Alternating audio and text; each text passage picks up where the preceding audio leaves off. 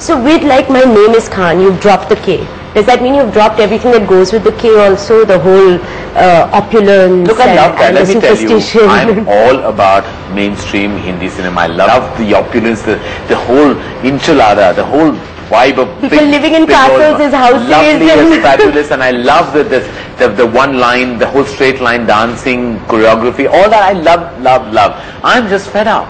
I've done so much of it. When I was doing rock and roll Sony in Kabhi Alvida Na Kehna, I remember having this moment by this pillar. I was standing alone, I was looking at it, and I was like, you know, this is all seeming too done by me before, and I'm just bored. I was bored at my own set. I was bored. In your blog, you talk about now I welcome challenge and now I welcome change. So what is that change that you're bringing in? I think I'm not changing as much as I've changed. I've just changed as a human being. I think a lot has happened internally in the last 3 years that is going to show in my work, good or bad or ugly or whatever it's going to be. Tell us something about that change. I don't know. I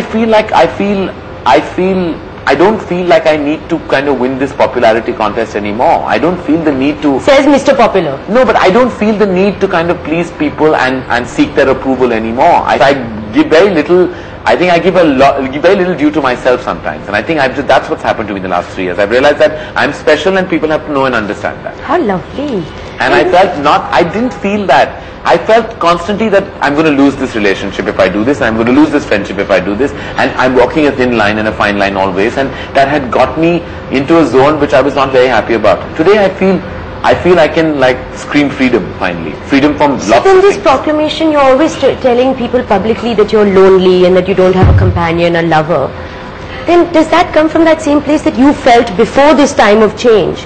That you weren't able to be yourself and give and weren't making yourself worthy, or why is it? I felt for the longest time, I felt I was living for everyone else and I had stopped living for myself. I stopped realizing who I really was because I was busy trying to sort out everyone else's existence and trying to balance life around me. And I just felt that suddenly I felt I'm 36 today. You know, I've reached possibly half time.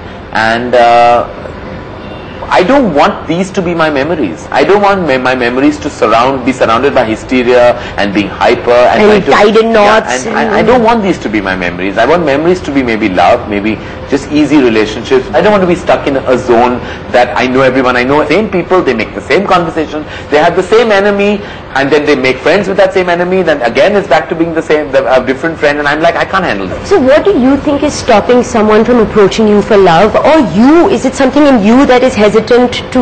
Well, I think pretty much a lot of blocks have been my own. At one point of time, I think I was so absorbed by my career, by my levels of ambition, that I didn't think of my personal life, because I thought that it's related. Actually, the two aren't. And no, but you have to sacrifice one for the other. I know, usually. But sometimes, you know, you come into a zone in your life where you feel that you've achieved what you've had to and you love what you do, but then you still come home to nobody. Yeah. And you still come home to channel surfing before you sleep. It'll be nice to talk about your silent moments in the day, or like I changed my toothpaste 3 days ago, and it was a big moment for me. And I was like, oh, I'm doing this. Now who do I say this to? That I've changed my tooth. I can't really call a close friend because they'll think I'm retarded or I'm mad. That so you tell a talk show host that you've changed your... So this is you're my grand substitute to your love life. Oh God, God forbid. So then talking about this, SRK and you, Shah Rukh and you, are you a relationship of two equals or not? Not at all. He's not my friend. He's not your friend? He's not my friend. He's not. He's like my But you're father. like, you're like your father. He's like my father to me. He's my father. I'm scared of him. I'm petrified. His wife is my soulmate. She's my friend. Shah Rukh, when if he walked into the room, even if I was talking to you, I would stand up. I mean, please don't, you're mic'd. No, I know I'm mic'd. But I would stand up. I'm very, very, very scared of him. He's man I know who can have, besides my father, who had the authority to scream at me. He screams at me. He shouts at me when he thinks I'm doing something wrong, and I'm afraid. Like, there's a lot of times that Gauri and I've had conversations where I have to say, like, don't tell Shah Rukh, you know, he'll really fire me, and that's what happens. So he's not my equal. There's no way we have an equal rapport. It's a perceived best friendship. It's very far from the truth. And what if one day Shah Rukh said no to you? What would you do? It would break my heart at that point of time.